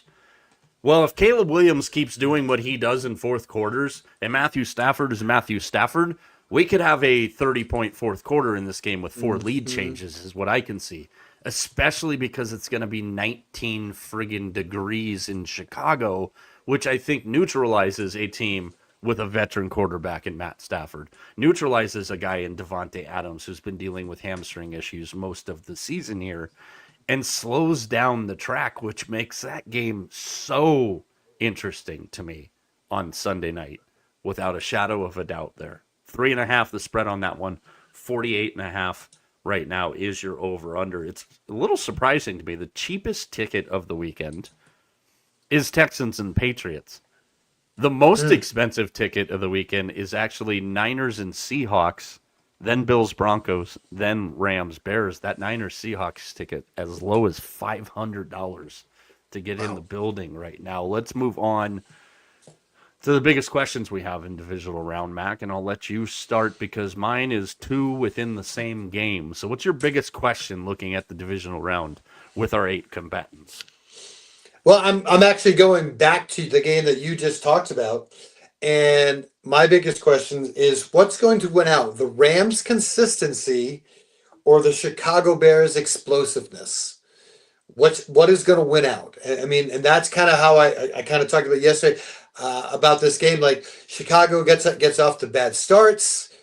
Can the Rams take advantage of that? And then, if they do or don't, can the Rams hold on? Because Chicago's just been that explosive, as you just mentioned, in the fourth quarter. So I think that's almost contrasting styles. But to me, that's what makes that one the biggest question for me. Which one's going to win out? Really interested to see the crowd in Chicago too. With the thought of the Bears possibly moving within the state lines of Indiana for whatever stupid reasons. I know a lot of it is money driven, and it's really not that far from Chicago, especially in compared to NFL circles of, like, for example, where the Super Bowl is being played this year in San Francisco, not really in Santa Clara. But I'm interested to see the crowd, because the crowd in Chicago on Saturday night, and I know it was because they were playing the Packers, still mind-blowing to me too, by the way, that the Packers and Bears, their limited playoff history in their expansive histories in the NFL, like how few times that they've played each other. And I heard something this morning, they've actually never played a playoff game against each other at Lambeau. Every time they've played in the playoffs, which I believe is now only 3 times, it might be 3 or 4 times, they've always been at Soldier Field. I'm really interested to see that environment there. I thought when the playoffs started and I looked at it, I went, you know what? Niners and Bears in Chicago would be that would be a fun, kind of completely different kind of matchup. I ultimately wanted to see Niners and Seahawks for personal reasons, but Right. I'm really interested to see what this crowd's like in Chicago, because I thought the Chicago crowd last weekend was hands down the best that we saw. Yeah, absolutely. I mean, why should they be? And then maybe Alex Bregman will make a guest appearance and really get that crowd kind of fired up. But I mean, we know that. I Maybe mean, Nico Horner makes an appearance, and during his appearance, he finds out he's It's- going to play for the Giants next year. he gets traded. Yeah, that would be kind of funny. Reverse juju on the Bears. Go ahead, because we started on yours, and you brought this up. So go ahead and finish your point here. Yeah, no, I mean, I think I was just going to say it's going to be very interesting to me to see. Again, early and late. That's what this game is about for me. Can the Rams take advantage of things early, and can they hold Chicago at the end? So it's very, very interesting. Middle of the game, I don't know. Teams kind of just filling each other out, but it's going to be very interesting to be beginning and end of that game. Yeah, absolutely. I definitely agree with you there. My questions, and I cheated. There is 2 of them, but they work in the same game with each other. But my questions come from our Saturday night game from the Pacific Northwest. Sorry there. As the Niners head up there to take on the Seahawks. Their 3rd meeting with each other this year. their third meeting in the last 3 seasons against each other. And there's 2 interesting matchups within the game here. And I think the spread at 7.5 is laughable. And we talk about this a lot in the sports betting spaces, and the people that we refer you to and trust in the sports betting spaces are saying somewhat of a similar thing right now. We know that Seattle defense is good, and I've been telling you about it for 2 years. Congratulations. Welcome to the party, pal. Not you, everybody else. You know I've said it because you've had to listen to me say it. The thing is, when we look at these 2 teams, and I know they played in week 1 and they played in week 18. Take this for whatever you want here. They played 2 games against each other. Seattle scored 13 points and lost at home in week 1. They scored 13 points and won on the road in week 18. These 2 teams combined against each other this season have played 23-20 in 8 quarters. So I think we need to keep that in proper context here. I understand the Niners are on the road. The Seahawks are trying to threaten taking away season tickets for their season ticket holders that are reselling them to non-12s. I mean, and this is obviously a heated rivalry. Ironically, it was today is like the anniversary of the "Don't come at me with a sorry receiver like Crabtree" from Richard Sherman. Aaron Andrews, by the way, at the end of that was fantastic when she asked the follow-up question of, "Well, who was talking about you?" And then Sherman has this pause because he's so fired. Crabtree. That we know the history between these 2 teams. I think what's not talked about here is Sam Darnold didn't hit 200 yards in either game against the 49ers this year. And we know the Niners in week 1 had Fred Warner and Nick Bosa and Mykal Williams. Maybe they get Fred Warner back, but they don't have the other 2. We know that George Kittle played in week 1. Or did he? Well, he did at the beginning of the game, scored a touchdown, and then didn't play any further, and it was Jake Tonjes who caught the game-winning touchdown from Brock Purdy there. Brock Purdy has also never lost in Seattle. So I think this spread is laughable to me, and we'll get more into this as the week goes on. But I think the 2 matchups in this game that I can't wait to watch unfold is Sam Darnold against Robert Saleh and Brock Purdy against the guy who has been his kryptonite in Mike McDonald. Brock Purdy, 255, 4 interceptions on Christmas. That was Mike McDonald's Ravens defense that did it to him. And against the Seahawks, for the most part, in the times that he's seen Mike McDonald as the head coach of the Seahawks, 277 in week 1, 255 last year, 159 and 127. But the 159 and the 127 passing, Mac, were games in Santa Clara against Mike McDonald's Seahawks. Also, the fact that the Seahawks have been world beaters on the road, but not great at home. This spread at 7.5, man, something stinks out loud about this one. This one, and we talked about this before the show, this one reminds me last week when we were like, why the hell are the Packers favored ahead of the Bears? I'm not saying Seattle shouldn't be favored in this game, but to favor them by over a touchdown, I think, is a hell of a lot of recency bias, because if Christian McCaffrey catches that ball late in that game against the Seahawks, it's a 1-possession game with 7 minutes left. Yeah, it does seem a little high. I mean, quite honestly, it really does. I mean, to me, this is. I mean, I don't know. I mean, I'm not one who makes lines and stuff like that, but I would even call this less than a field goal. Like it's not quite a toss up to me, but it's along that line. I mean, you got 2 teams that play each other so tough. I mean, we know that. I mean, is it because of Kittle? I mean, is that why they're thinking? I mean, could be. I mean, and no offense. I mean, San Francisco's played a portion of the year without him anyway.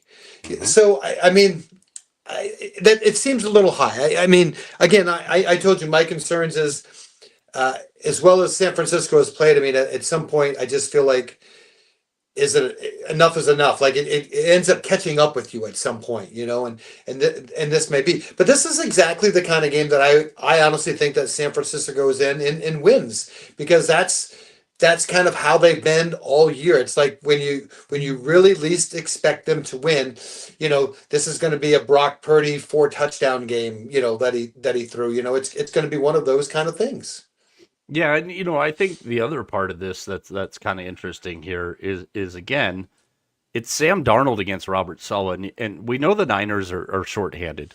And it's not an excuse, and they're not using it as an excuse. But it's kind of funny because nuts is kind of the resounding theme of last round and this round to me. We used the quote yesterday from ETN of the Jaguars, and he was asked about, hey, how impressed were you with Trevor Lawrence this year and what he did? And he goes, he just needs to go all out. He needs to let his nuts drop.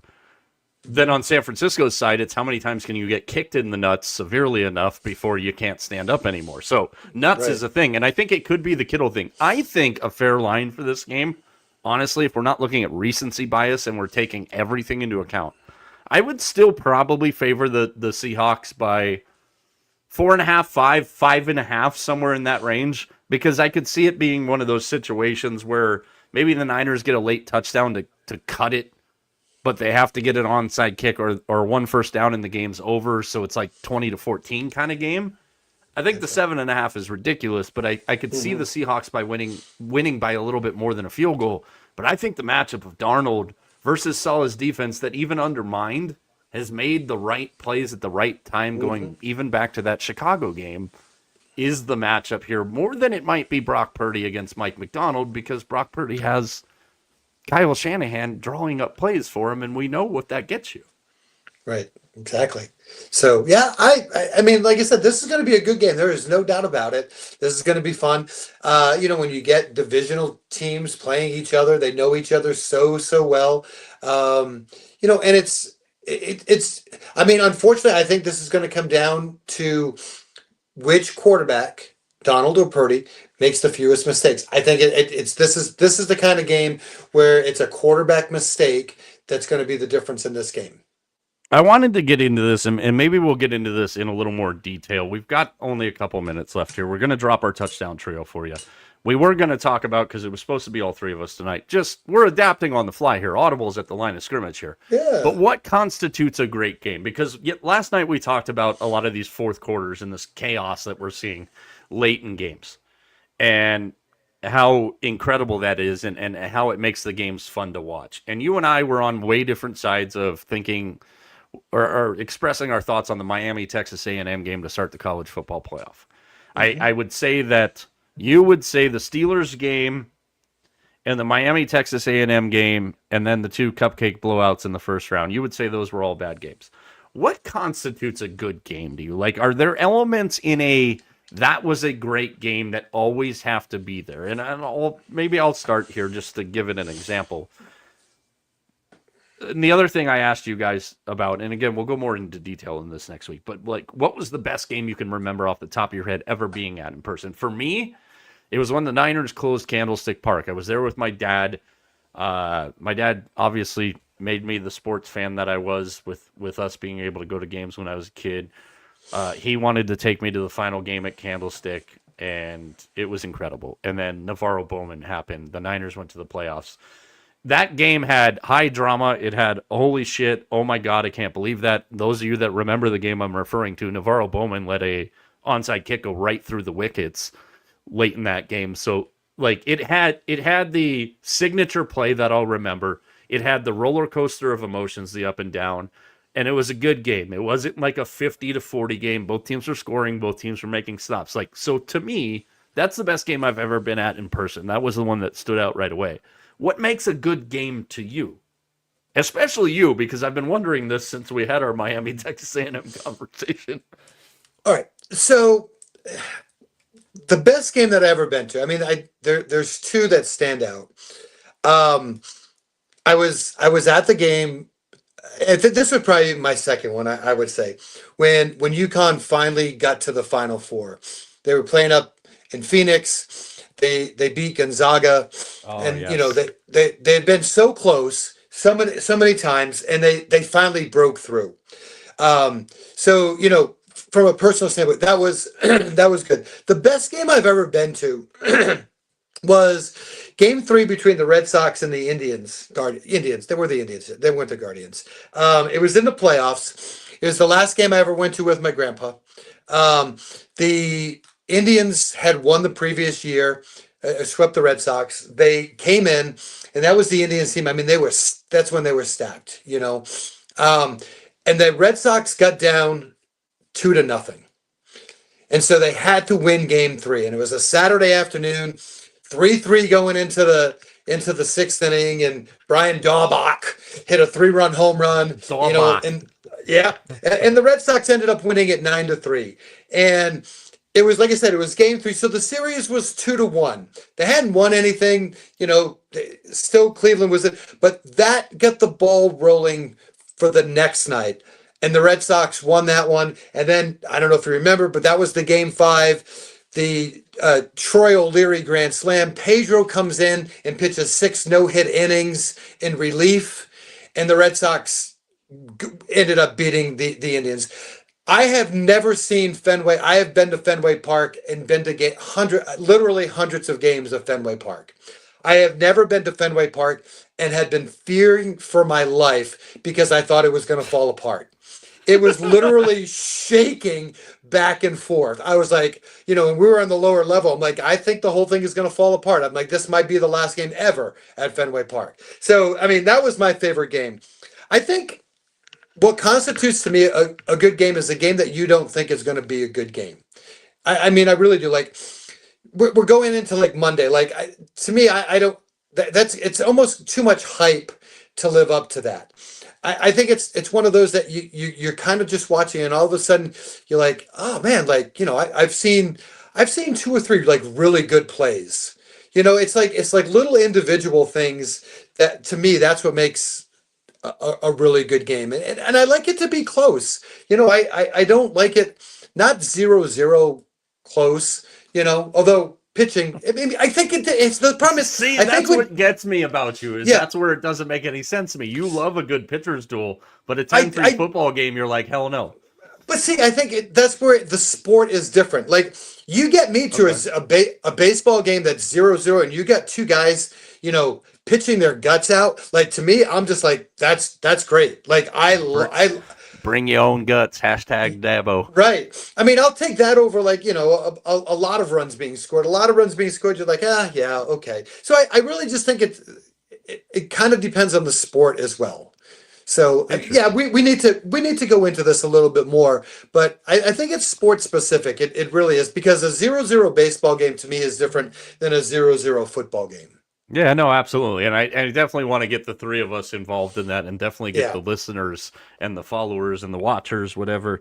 We need to come up with a nickname for our loyal fans here. That's, I think, our first objective here. Of course, TJ's texting me right now. Oh, okay. Well, this is interesting. Uh-oh. Breaking news. Hold on. Breaking news. I don't know why I don't even know why I looked at this. Maybe it was because I was getting ready to put the picture up, because we got 2 things left to do tonight. Speaking of TJ, there he is, and there's Caleb Williams. So those of you that have joined us late, and we welcome and we appreciate you, tell your friends. Let's grow this thing. We're gonna come up with a nickname for the audience here. But at the beginning of the year, I picked the Bears to win the North. Mac, I believe, also picked the Bears to go to the playoffs. TJ, not a fan of Caleb Williams. There's a whole longer story than that to pipe you in on. But how TJ got roped in this, I don't remember, but he was the sacrificial lamb here. And TJ has to wear a Caleb Williams jersey for every video or show that he is supposed to do on the program. Mm-hmm. So that way he couldn't say, hey, I'm not feeling well, don't have a voice today. Everyone he's supposed to do. So essentially, with the time that he's on the shows during the week and then the videos he puts out, and we gave him credit for like Wednesday is usually a day he does a video and the show. So we only counted that one. So TJ is in the hole 3 times of wearing this Caleb Williams jersey. We didn't get it to him in time because somebody who's attached to the show did not do their job properly and make sure that the jersey could be ordered in time. So now we're left at this impasse. And every week that the Bears are in the postseason, TJ owes us 3 more times in this jersey. Now, here's the thing. Mac, what was your suggestion last night? As we see, TJ is the one on the show that definitely goes to a lot of events, a lot of concerts, a lot of rando games. He's in a good area in SoCal to get to a lot of stuff. What was your suggestion for how he pays off his bet here? I'm saying, just like you see him now, whatever event he goes to, he has to wear that Caleb Williams shirt, and we need to have, documented video or picture proof, whether he's at a UCLA football game or, like you said, a Cal Baptist girls or women's softball game, that thing needs to be proudly displayed on his bod.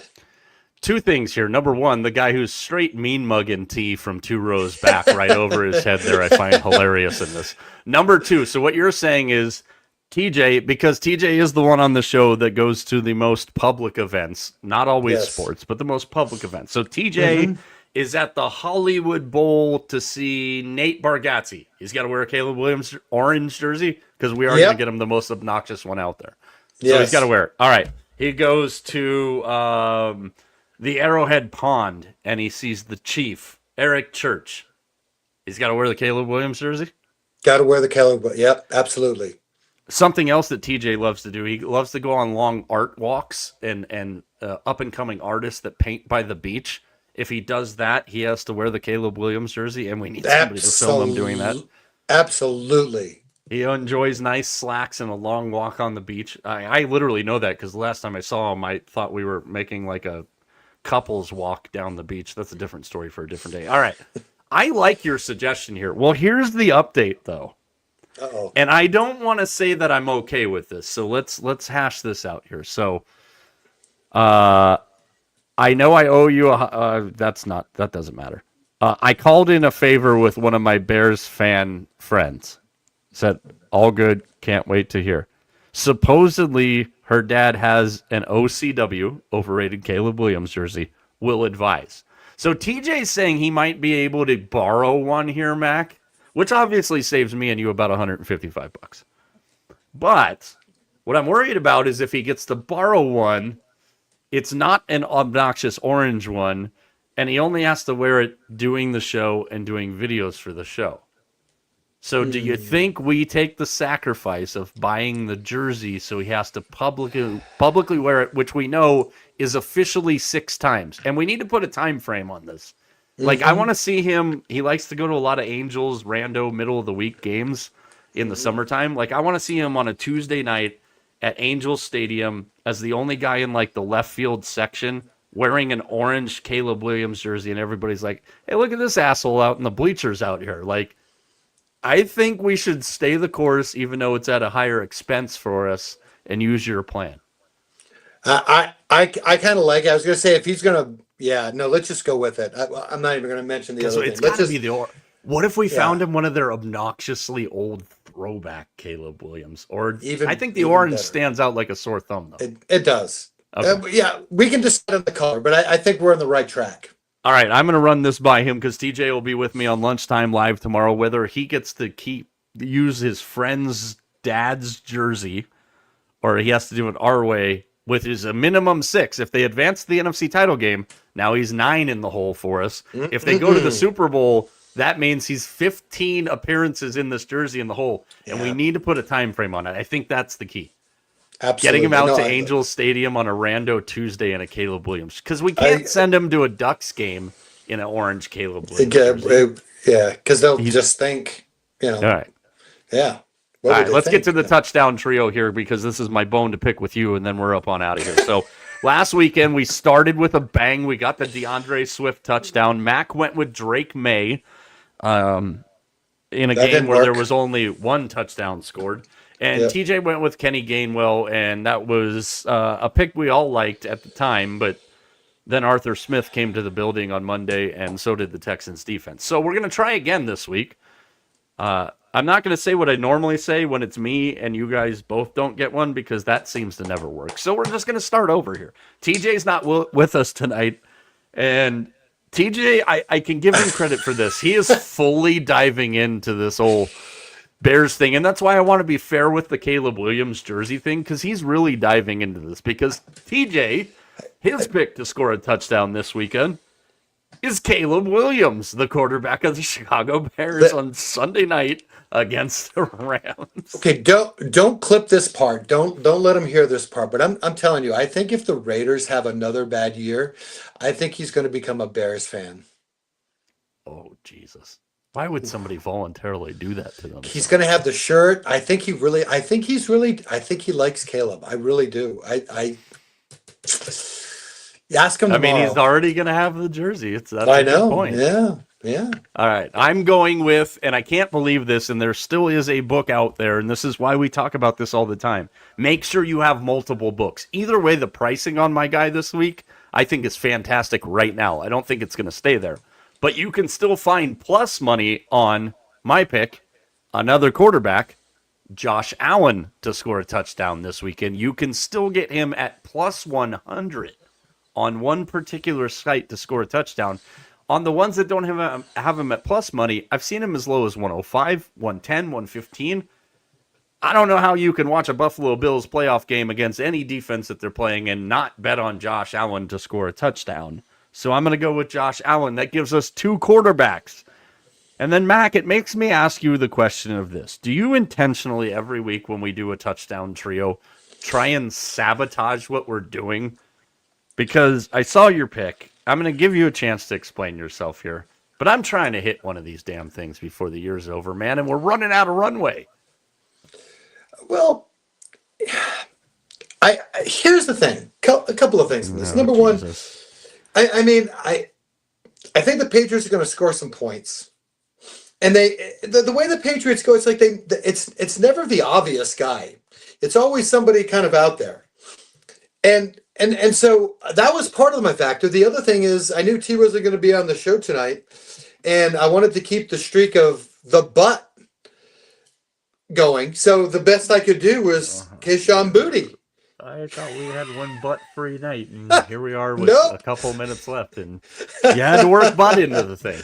I had to work. So that's what I'm going with. I think it's a good pick. Like I said, the Patriots. It never seems like it's the obvious with them. We're gonna have to, and we are getting closer and closer to getting shirts and swag finally for our people that have been with us from day one, and just for ourselves, to be honest. Totally selfish. Like, we've been doing this long enough. It's time for some shirts and stuff. But we're gonna have to put a pull out for like our first couple of signature show shirts, because I can see one with, like, you know, the show logo on the front, and the back it says "No butt plays here." I can see one that says "Not a recommended course of action." I can see one that says any of the Macisms you've dropped on the show here. So we might have to put that up for debate.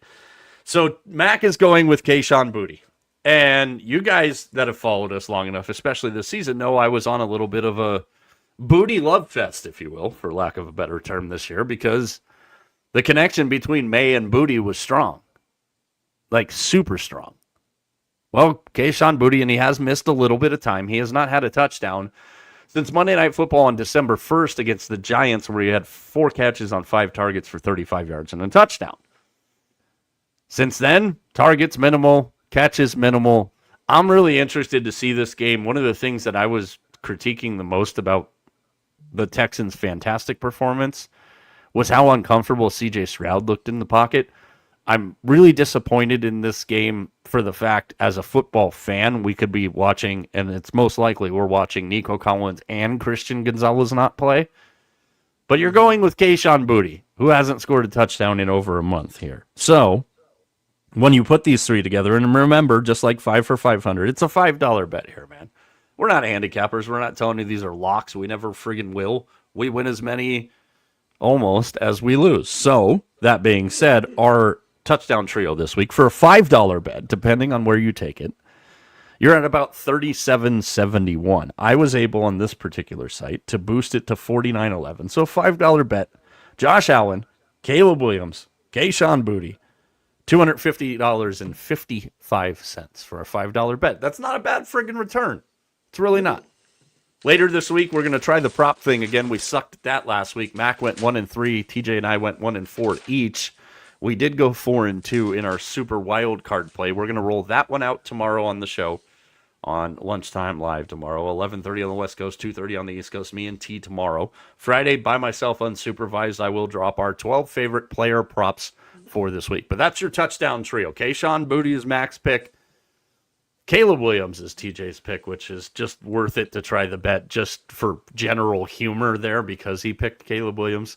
And I'm going with Josh Allen, who is very, very appropriately priced. Vegas, Mac, any final words on this Tuesday night where there's still some good college hoops going on? Yeah, man. Next time we talk, we'll have a national champion. That's right. We'll have our first rounds of golf in, Oh yeah. and I'm oh, glad you brought that up. Who do you yeah, and like at the Sony this week? I know let's. you and I have made a couple. I have made more than a couple bets, but give me a Mhm. couple of the guys that you like in the Sony, which starts Uh, at a weird time for us tomorrow because it's on the yeah. island. I took Matt McCarty to get in the top five, and I picked good old Robert McIntyre as my winner. Bobby McIntyre. I Yeah. love this at this time of year too because it is literally a crapshoot because not everybody is playing, not all the top players are playing. And these are the fun ones for me Mhm. and really get me back into the golf spirit. So yeah, gonna get me going, and again, I'm excited because I'm getting to. I'm so glad you guys are rewarding me for winning back to back Mike versus Mac belts, and you Shut guys are up. sending me. I can't believe the show could afford to send me on That's a why on a we can't afford to do cruise. anything else because I made this Yeah, stupid bet with you you. But you go you ahead. ma- you're sending me on a champions cruise in a couple of weeks because I won back to back championships. I Man, I'm hope you. so I hope. excited. Thank you. I hope you fall in. I'm coming for that thing this year, and I'm not gonna just barely beat you. I'm gonna smoke you this friggin' year. I have 5 first round leader bets, and I have bets on. I have 7 first round leader bets. Forgot about these last two. Shout out to Tom and Marty's on X. I did do a top 20 parlay. Nick Taylor, Mac Messenger, and Nick Dunlap. I really do kind of think I like Brian Harmon a little bit, and he's not one of my Yeah. favorite golfers. I am going to try this Chris Kirk thing multiple times this year. I am going to pick Andrew Novak multiple times this year. I'm excited we get a little golf. It's a nice little walk into the weekend. Hey, Uh, I had one other question for you because it's that oh time of God. this. One other question. This is it. I didn't get your pick for the Australian Open. See, we've already talked about this. You're just trying to be a troll right now, which I don't appreciate. We've already talked about this. The Aussie Open is the one tennis major that really I never watch, and it's because it's going on right now. It's going on through a football weekend and stuff like that. When we get All into right. All right. Wimbledon, All I'll right. send you some strawberries, you son of a bitch, and we'll talk about tennis then, just for the sake of it. Again, tomorrow and Friday, lunchtime live. TJ with me tomorrow, solo me on Friday, but we'll get you set up for the weekend. Obviously, follow us on all of our social channels at Mike Arana Show, everywhere but Snapchat. And as Mac alluded to, next Tuesday, when Mac is back in this space, we will be talking about a national championship for the Canes or a national championship for the Hoosiers. Over the course of the next 2 days, we're going to talk about that a little more. You got Max pick tonight. He's laying the 8.5 with Indiana. TJ and I will get into those as the week goes along. So for everybody behind the scenes, for everybody watching right now, we appreciate you. Hammer, follow, like, smash that subscribe button. Tell your friends. Swag on the way. My favorite weekend of the NFL playoffs and the NFL season. So many things to talk about. And we'll keep going with it. So for everybody behind the scenes, for TJ, for my main co-pilot, Vegas Mac, and Mike, you know the drill. We'll talk with you tomorrow at lunchtime. You got nothing better to do. For tonight, though, we're out.